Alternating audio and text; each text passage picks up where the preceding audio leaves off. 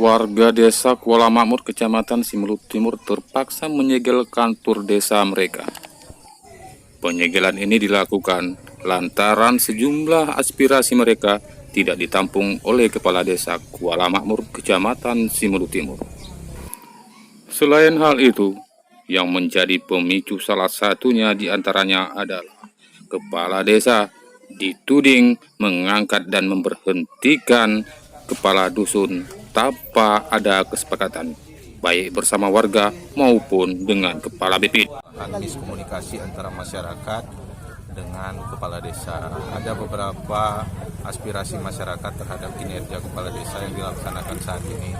Tetapi alhamdulillah sudah kami jelaskan dan juga sampaikan, karena kami rasa masyarakat Kuala Makmur sendiri karena awam tidak tahu aturan yang berlaku tentang desa, jadi sehingga ada kesalahpahaman. Dan juga melalui wawancara ini kami sampaikan kepada seluruh desa, terutama di Kecamatan Simelu Timur, untuk jangan melakukan kegiatan penyegelan seperti ini, karena seperti yang disampaikan tadi, kegiatan penyegelan ini merupakan tingkat pidana. Jadi kalau memang ada permasalahan di desa, tolong disampaikan kepada kami, kepada camat. Mungkin itu saja. Tudingan yang menyebutkan bahwa kepala desa telah mengangkat dan memberhentikan kepala dusun tanpa ada musyawarah dibantah oleh kepala desa. Kepala desa berdalih, semua itu sudah sesuai prosedur dan aturan yang berlaku di desa.